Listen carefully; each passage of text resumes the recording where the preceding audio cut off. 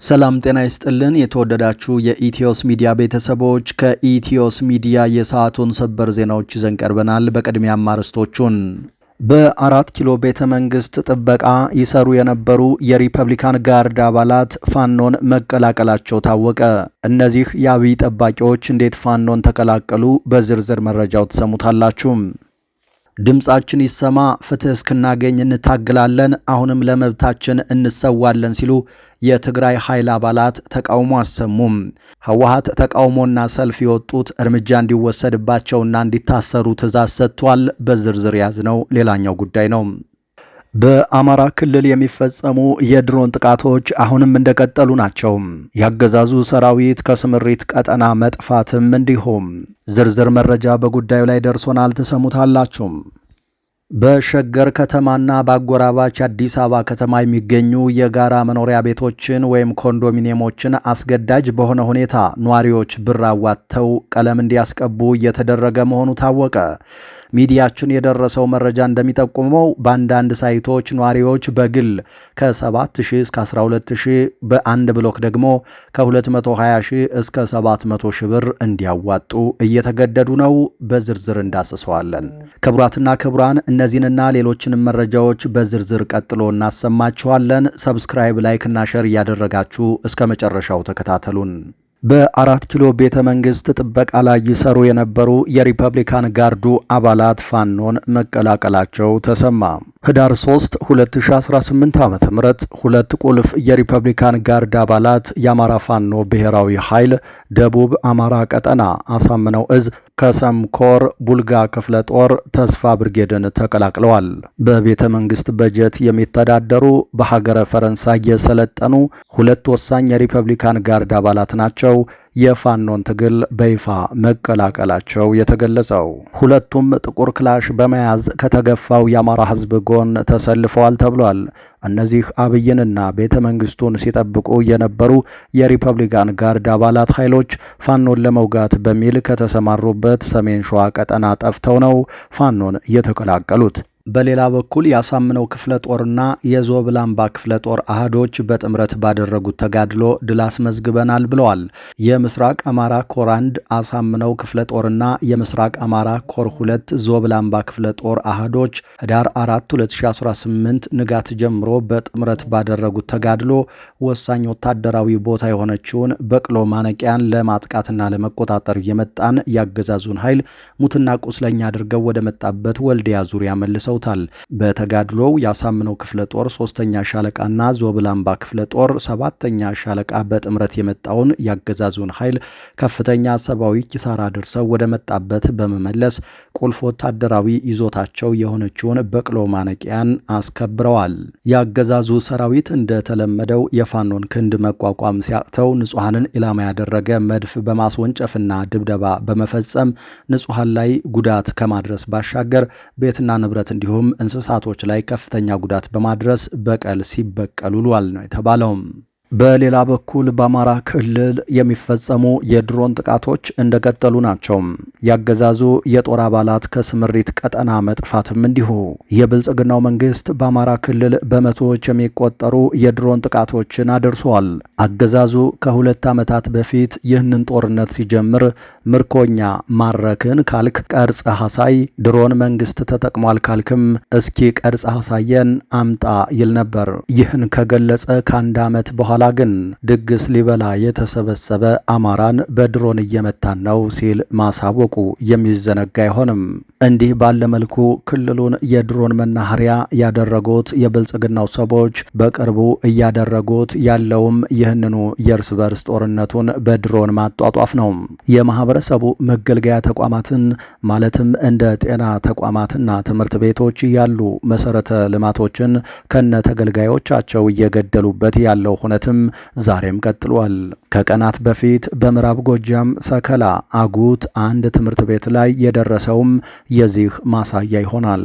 ዛሬ ደግሞ በአዊ ዞን አየሁ ጓጉሳ ጨሌ ተብሎ በሚጠራ አካባቢ በተመሳሳይ የድሮን ጥቃት ማጋጠሙ ተነግሯል።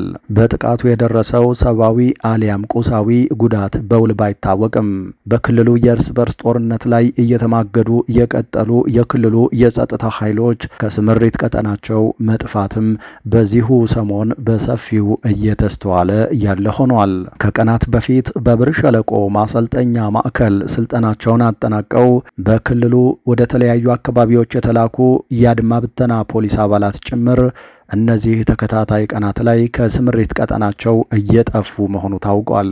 በሌላ መረጃ ድምጻችን ይሰማ፣ ፍትህ እስክናገኝ እንታገላለን፣ አሁንም ለመብታችን እንሰዋለን ሲሉ የትግራይ ኃይል አባላት ተቃውሞ አሰሙም።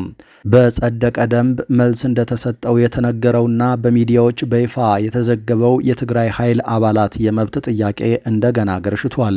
ሐሙስ ህዳር 4 2018 ዓ.ም ከአዲግራት ወደ መቀሌ የሚወስደው ዋናው የመኪና መንገድ የመብት ጥያቄ ባነሱ የትግራይ ኃይል አባላት ተዘግቶ ውሏል። የሰራዊት አባላቱ በአዲግራት ከተማ ዋና ዋና መንገዶች ባካሄዱት ሰላማዊ ሰልፍ ደሞዛችንና መሬታችን ይሰጠን፣ መሪዎቻችን ድምጻችን ሰምተው መልስ መስጠት ሲገባቸው ተደብቀውብናል፣ ፍትህ እስክናገኝ እንታገላለን፣ አሁንም ለመብታችን እንሰዋለን፣ ድምጻችን ይሰማ፣ ጥያቄያችን የማይመልስ አይመራንም የሚሉና ሌሎች መፈክሮች አሰምተዋል።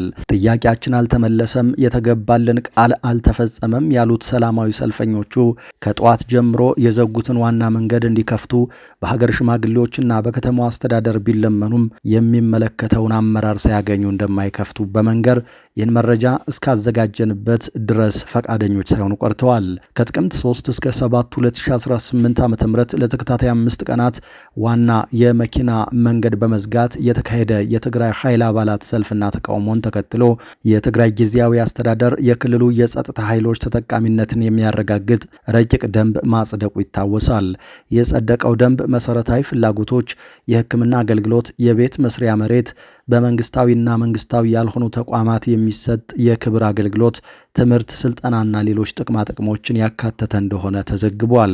የጸደቀው የትግራይ ኃይል አባላት ተጠቃሚነት ደንብ ለረጅም ጊዜ ጥናት የተደረገበት ከጸጥታ አመራሮች ጋር ውይይት ሲካሄድበት የቆየ ነው ቢባልም ከአንድ ወር በኋላ የትግራይ ኃይል አባላት ተቃውሞ መልሶ አገርሽቷል። በሌላ መረጃ ነዋሪዎች የጋራ መኖሪያ ቤቶቻቸውን ነጭ ቀለም ለማስቀባት በብሎክ እስከ 700 ሺህ ብር እየተጠየቁ መሆኑ ተሰማም። በሸገር ከተማና በአጎራባች አዲስ አበባ ከተማ የሚገኙ የጋራ መኖሪያ ቤቶችን ወይም ኮንዶሚኒየሞችን አስገዳጅ በሆነ ሁኔታ ነዋሪዎች ብር አዋጥተው እንዲያስቀቡ እየተደረገ መሆኑ ታውቋል። ሚዲያችን የደረሰው መረጃ እንደሚጠቁመው በአንዳንድ ሳይቶች ነዋሪዎች በግል ከ7000 እስከ 12000 በአንድ ብሎክ ደግሞ ከ220 እስከ 700 ሺህ ብር እንዲያዋጡ እየተገደዱ ነው። ለምሳሌ በኮየ ፈጬና አካባቢው ያሉ ነዋሪዎች ኮንዶሚኒየም ህንፃዎችን በግዴታ ግራጫ ቀለም አስቀቡ ተብለው በአባወራ 12 ሺህ ብር አዋጡ መባላቸውን ሚዲያችን ሰምቷል። ይህንን አሳዛኝ ህዝብ የጋራ መኖሪያ ቤት ነጭ ቀለም ለማስቀባት ከእያንዳንዱ ሰው በነፍስ ወከፍ ከ7000 እስከ 12000 ብር አዋጡ ብለው እያዋከቡት ነው። ነዋሪው በራሴ ልቀባ ቢል እንኳን አይችልም፣ ብሩን አምጡ ነው እየተባለ ያለው ያሉት አንድ ነዋሪ ናቸው። አክለውም የጋራ መኖሪያ ቤት ነዋሪዎች ህጋዊ ሰውነት አላቸው፣ የፈለጉትን ኮንትራት ገብተው ለህዝቡ መስራት እየቻሉ ገንዘብ አምጡ እኛንን የምናስቀባላችሁ ብለው ጥቅማቸውን ለማግኘት እንደሚሰሩ ግልጽ ነው፣ ህዝቡ ማበድ ነው የቀረው ብለዋል። ሌላ ነዋሪ ደግሞ የልጆቹን ትምህርት ቤት ክፍያና አስቤዛ ማሟላት ሎተሪ የሆነበትን ህዝብ በነፍስ ወከፍ 12000 ብር አዋጡ ማለት ምን የሚሉት ኢሰብአዊነት ነው ብለው ይጠይቃሉ። ህዝቡ የልማት አደናቃፊ ነው ብለው ያስሩኛል ብሎ ተጨንቋል። አስተዳዳሪዎቹ ብሩን አምጡ ራሳችንን የምናስቀባው ብለው እምቢ ብለዋል።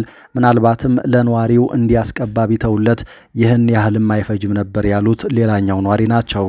ሰው ኑሮ ከብዶት ባለበት በዚህ ጊዜ ለቀለም ብር አምጣ ተብሎ እንዴት ይጠየቃል? ከየት ያመጣል?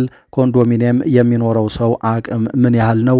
የራሳችንን ቤት መቀባት ብሎም የሚያፈስ ጣሪያ ይዘን በአንድ ጊዜ ይህንን ሁሉ ብር ለምን እንጠየቃለን? ያሉን ነዋሪዎቹ የሚመለከተውን አካል ምላሽ እንዲሰጣቸው ጠይቀዋል። በሌላ መረጃ አንጋፋው የአዲስ አበባ ዩኒቨርሲቲ ከ4000 በላይ ሰራተኞቹን ሊያሰናብት መሆኑ ታወቀ። በርካታ የመንግስት መስሪያ ቤቶች በቅርብ ወራት መተግበር የጀመሩትን ሪፎርም ተከትሎ በሺዎች የሚቆጠሩ ሰራተኞቻቸውን ሊቀንሱ እንደሆነና የተወሰኑትም እንደቀነሱ ሚዲያችን መረጃ ሲያቀርብ ቆይቷል። ሲቪል ሰርቪሱ ሀገሪቷ ከምትሸከመውና አገልግሎቱ ከሚፈልገው በላይ የበዛ መሆኑን የመንግስት ኃላፊዎች በቅርብ ወራት በመንግስት ሚዲያዎች በኩል ሲናገሩ የቆዩ ሲሆን አሁን ደግሞ አዲሱ ቀናሽ ተቋም ራስ ገዝ ሆኗል የተባለው የአዲስ አበባ ዩኒቨርሲቲ ሆኗል። ሚዲያችን የተመለከተው አንድ የዩኒቨርሲቲው ሰነድ እንደሚያሳየው የመውጫ አማራጮች ተብለው በርካታ የመሰናበቻ ሁኔታዎች ለሰራተኞች ቀርበዋል። ዩኒቨርሲቲው ከስራ መፈናቀል ከባድ ማህበራዊና ኢኮኖሚያዊ ቀውስ እንደሚፈጥር በአግባቡ ይገነዘባል።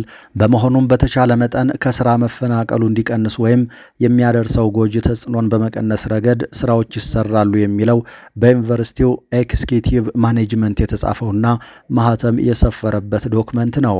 ከዚህ እምነት በመነሳት የሰራተኞችን የቅጥር ውል ማቋረጥ የመጨረሻ እንዲሆን ተደርጓል የሚለው ሰነዱ ከዚህ አልፎ ክፍት የስራ መደብ ከተገኘና ሰራተኛው ከፈቀደ ከነበረበት የስራ ደረጃ ዝቅ ባለ የስራ መደብ መድቦ ለማሰራት ጥረት ያደርጋል ይላል። በጊዜያዊነት ያለ ክፍያ መስራት፣ ወደ ሌሎች መንግስታዊ ተቋማት አዛውሮ መስራት፣ ወደ ሶስተኛ ተቋማት ማዛወር ተሞክሮ ካልተሳካ ሰራተኞችን ወደ ማሰናበት እንደሚገባ ሚዲያችን የደረሰው ይህ ዶክመንት ያሳያል። ዩኒቨርሲቲው ሰራተኞችን ለመቀነስ በሂደት ላይ ስለሆነ ሰራተኞች ጭንቀት ላይ ነን፣ እስካሁን የማይገናኝ ፈተና በመፈተን በርካቶችን አንሳፏል ያሉት አንድ የተቋሙ ባልደረባ አዲስ በወጣው መመሪያ መሰረት በርካታ ሰራተኞችን ለማሰናበት እየተሰራ ነው ብለዋል። ስም አይጠቀስ ያሉ አንድ የዩኒቨርሲቲው አመራር ሂደቱ መጀመሩን ለሚዲያችን አረጋግጠው የሚቀነሰው ሰራተኛ ቁጥር ከ4000 በላይ እንደሚሆን እንደሚገመት ጠቁመዋል። ዩኒቨርሲቲው ራስ ገዝ እንደሆነ ቢያውጅም ሁሉም የመንግስት ተቋማት ሪፎርም በሚል አሰራር ከ20 ዓመት በላይ ያገለገሉ ሰራተኞችን ጨምሮ ከሐምሌ 1 2017 ዓ.ም ጀምሮ ውላቸው እንዲቋረጥ እየተደረገ መሆኑ ታውቋል። ከኢትዮጵያ አየር መንገድ እስከ ምድር ባቡር ኮርፖሬሽን፣ ከፓርላማ ጽህፈት ቤት እስከ ዩኒቨርሲቲዎች፣ ከክፍለ ከተማዎች እስከ ሚኒስቴር መስሪያ ቤቶች ወዘተ ይተገብሩታል በተባለው በዚህ የሰራተኛ ቅነሳ በ10 ሺዎች የሚቆጠሩ ሰራተኞች ከስራቸው ይሰናበታሉ ተብሎ ይጠበቃል። የህዝብ ተወካዮች ምክር ቤት የሰው ሀብት ልማት ስራ ስምሪትና ቴክኖሎጂ ጉዳዮች ቋሚ ኮሚቴ ሰብሳቢ ዶክተር ነገሪ ሌንጮ በአዋጁ ዓላማና አስፈላጊነት ዙሪያ ከወራት በፊት ማብራሪያ ሰጥተው በነበሩበት ወቅት በቀጥታ ስለ ሰራተኛ ቅነሳው ያነሱት ነገር ባይኖርም በመንግስት አቅጣጫ ከተያዘባቸው ጉዳዮች አንዱ ከሚያስፈልገው በላይ የመንግስት ሰራተኛ አለ የሚለው ዋናው መሆኑን ጠቅሰው ነበር። በህዝብ ተወካዮች ምክር ቤት የመንግስት ዋና ተጠሪ ሚኒስትር አቶ ተስፋዬ በልጅጌም ሂደቱ የግለሰቦችን መብት ያለ አግባብ እንዳይጎዳ ሚዛኑን አስጠብቆ በመሄድ ረገድ ተገቢው ጥንቃቄ ይደረጋል ቢሉም በርካቶች ከስራቸው መቀነሳቸው እንደማይቀር ታውቋል። በመጨረሻም ኤርትራ ከባባድ ሚሳኤሎችንና መሳሪያዎችን ከኢራን እያስገባች መሆኑ ታወቀ። ከኢራን ወደ ኤርትራ ከፍተኛ መጠን ያለው የረዥም ርቀት ተምዘግዛጊ ሚሳኤልና ሮኬቶች ጭምር እየገቡ መሆኑ ታውቋል። ይህንን የሚያረጋግጠውም ከኢራን ወደ ኤርትራ የጦር መሳሪያ የጫነ አውሮፕላን በተደጋጋሚ በረራ ማድረጉ ነው። ከተጫኑት ውስጥ የውጊያ ድሮን እና ሚሳኤሎች በርከት ይላሉ በማለት ሆርን ሪቪው ዘግቧል። ክቡራትና ክቡራን ለዚህ ሰዓት ያዝናቸው አዳዲስ መረጃዎች እነዚህ ነበሩ። ኢትዮስ ሚዲያን ላይክ፣ ሼር፣ ሰብስክራይብ ያደረጋችሁ ሁሌም ተከታተሉን። ታማኝና ፈጣን አዲስ መረጃዎችን ማቅረባችንን እንቀጥላለን። መልካም ቀን ተመኘን።